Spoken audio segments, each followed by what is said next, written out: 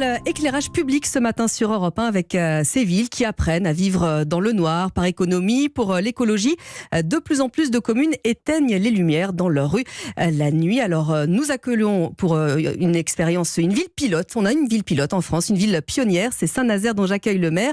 Bonjour David Samzin. Bonjour. Alors vous, depuis 2018, vous testez l'extinction des lumières la nuit.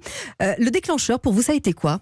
C'est surtout une prise de conscience, écologique, environnementale, et puis aussi, soyons clairs et transparents, financière. Environnementale, puisque on le sait, nous sommes une ville de bord de mer, de bord de Loire, de bord de Brière, de zone humide, et nous avons donc aux portes de la ville et dans la ville une biodiversité extrêmement importante, et cette biodiversité a besoin elle aussi de repos.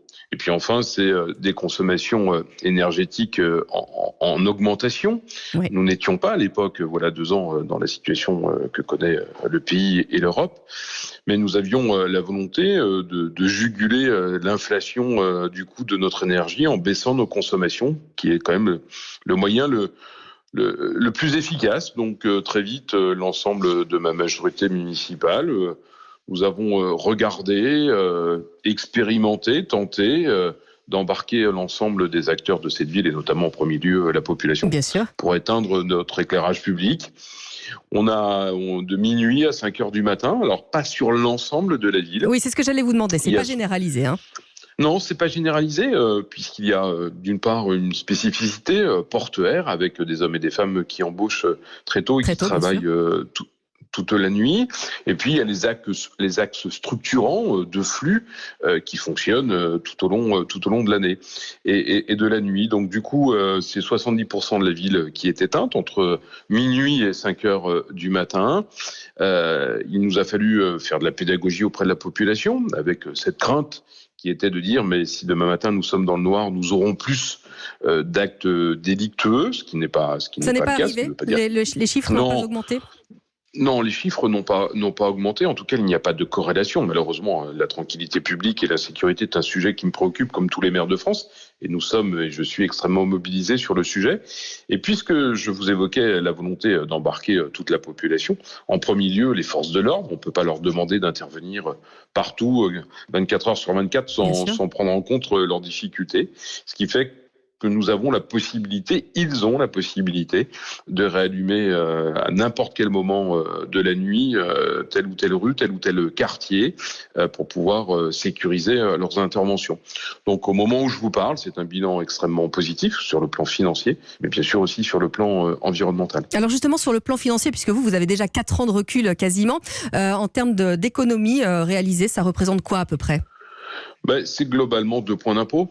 Un point d'impôt étant, c'est 2 points et demi d'impôt. C'est environ 1,5 million d'économiser tous les ans. Et donc, c'est des éléments importants sur le plan financier. Et puis, c'est aussi dans cette sobriété énergétique, notamment pour faire face aux évolutions environnementales et climatiques, c'est un élément que j'aime bien, que j'apprécie bien, c'est de conjuguer les enjeux environnementaux et les enjeux sociétaux et donc financiers.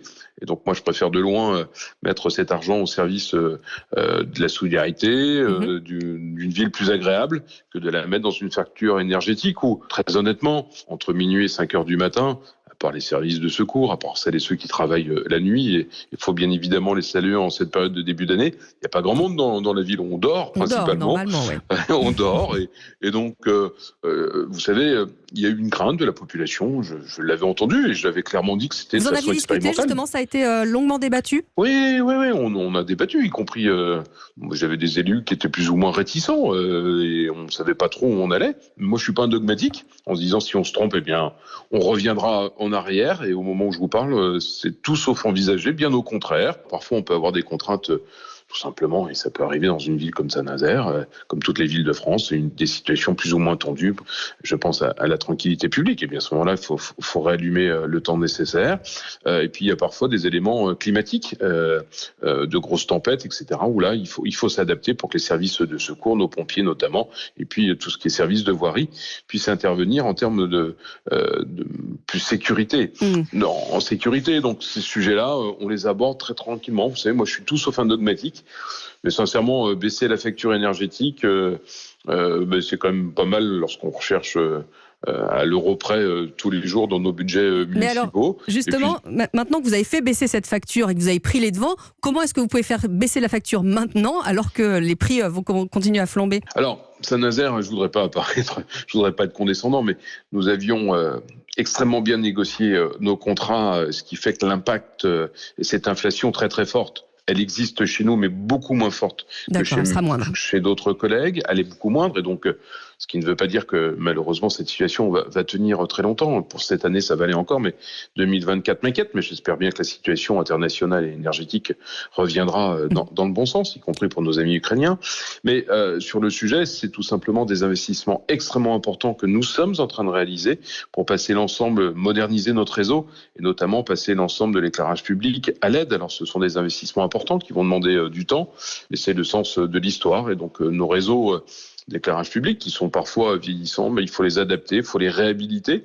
C'est des sommes financières extrêmement importantes. La population ne s'en rend pas compte de suite, mais nous, on le sait, notre responsabilité, c'est de préparer le long terme, et que ce soit sur, là encore, des conjugaisons financières, de sobriété énergétique et donc de sobriété environnementale. Donc, ça fait partie de notre boulot, donc on est dessus. Eh ben, merci beaucoup et bon boulot. Merci beaucoup, David Samsa, maire de Saint-Nazaire, d'être venu sur Europe 1 très tôt ce matin. Bon week-end. Merci, bon week-end, merci.